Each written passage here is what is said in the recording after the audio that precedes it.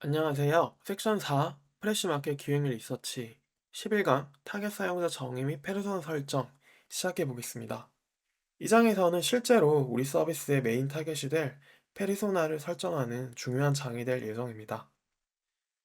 보통 실무에서 페르소나를 정의하면 상당 부분 잘 활용되지 않거나 사람들의 공감을 얻어내지 못하는 경우가 많은데요. 이는 지나치게 페르소나가 일반적이거나 광범위하게 설정될 경우가 그렇습니다.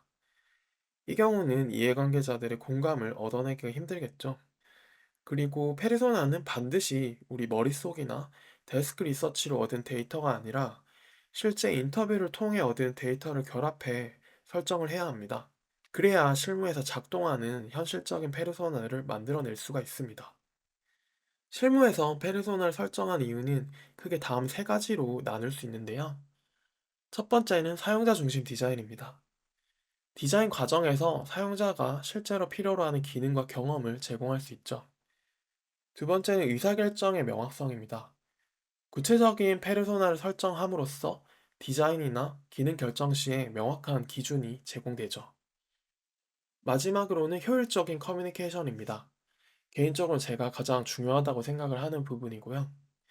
팀 내 모든 구성원이 동일한 사용자 이해를 바탕으로 작업할 수 있게 도와주죠. 이는 팀 간 커뮤니케이션 코스트를 굉장히 낮춰주는 효과가 있습니다. 페르소나 설정 시에는 다음 데이터들이 있으면 무척 유용한데요. 먼저 이름, 나이, 성별 등의 인구 통계학적 정보, 두 번째는 얻기가 좀 힘들긴 하겠지만 저희와 유사한 앱에서 사용된 행동 데이터가 있으면 무척 좋습니다. 그리고 서비스 사용의 목표와 동기, 그리고 현재 우리가 풀고 싶은 서비스 카테고리에서 유저들이 겪고 있는 고충점, 혹은 페인 포인트라고도 하죠.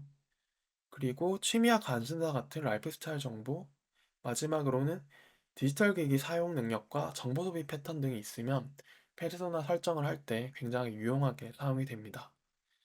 이 화면은 제가 PO로 일할 때 줌으로 실제 고객들을 만나서 인터뷰를 진행한 모습인데요. 이때 여러 고충점이나 라이프 스타일, 구매 결정 과정, 또 정보 소비 패턴 등을 파악을 해서 제품 개발에 큰 도움을 얻었던 기억이 납니다. 사실 실무에서는 아예 0에서 뭔가를 만드는 경험을 하기는 쉽지 않은데요. 대부분 어느 정도 진행이 된 상태에서 여러분들이 합류를 할 가능성이 매우 높겠죠. 그때 이런 인터뷰가 현재 디자인을 기획하고 있는 상태에서 아마 무척 유용하게 쓰일 것입니다. 디자인 완성도가 떨어지더라도 한 5명 정도의 잠재 고객에게 혹은 지금 우리 서비스를 사용하고 있는 고객에게 진행이 된 상태를 보여줄 수만 있다면 어느 정도 출시 반응을 유추해 볼 수 있기 때문입니다. 이 사람은 제가 좋아하는 스티브 블랭크라는 사람인데요. 바로 고객 개발 방법론이라는 걸 창시를 한 사람이에요. 이 스타트업 사무실 안에는 입증된 사실이 아닌 의견만 있을 뿐이다. 이 한마디에 이 사람의 철학이 압축되어 있죠. 고객 개발에는 이 GOB라는 개념이 있는데요. 바로 Get Out of the Building의 약자인데, 그러니까 초기부터 현장으로 나가서 실제 잠재 고객을 만나라는 것입니다. 이를 통해서 우리는 고객이 가진 문제를 제대로 이해하고 또 우리가 가진 가설이 문제를 충분히 해결할 만한가에 대한 검증 시간을 충분히 가질 수 있기 때문인데요. 자, 그러면 지금부터는 이러한 과정들을 바탕으로 인공지능으로 프레시 마켓의 현실적인 페르소나를 한번 설정해 보도록 하겠습니다. 네, 지금 다시 챗GPT 화면으로 넘어왔고요.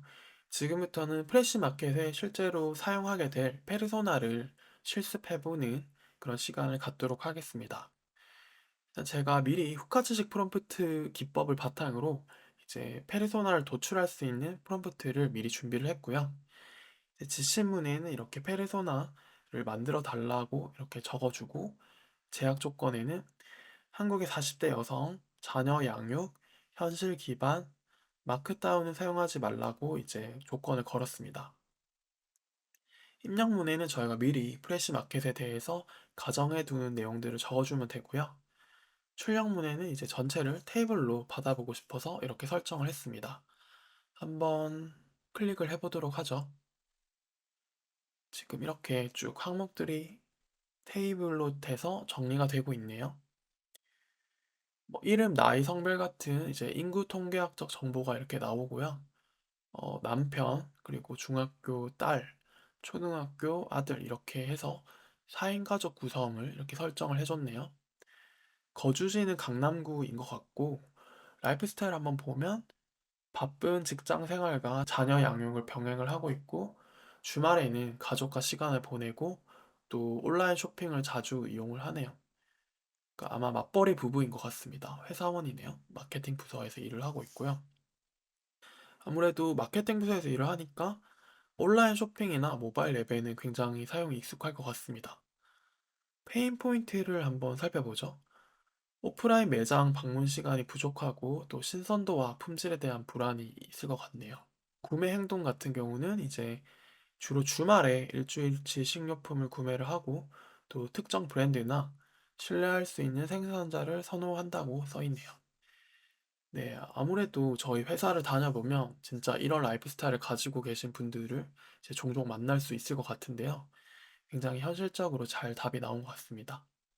네, 그러면 지금부터는 제가 미리 이런 프롬프팅을 거쳐서 좀 저의 실제로 작동할 수 있는 페르소나를 다듬어 놓은 게 있어요.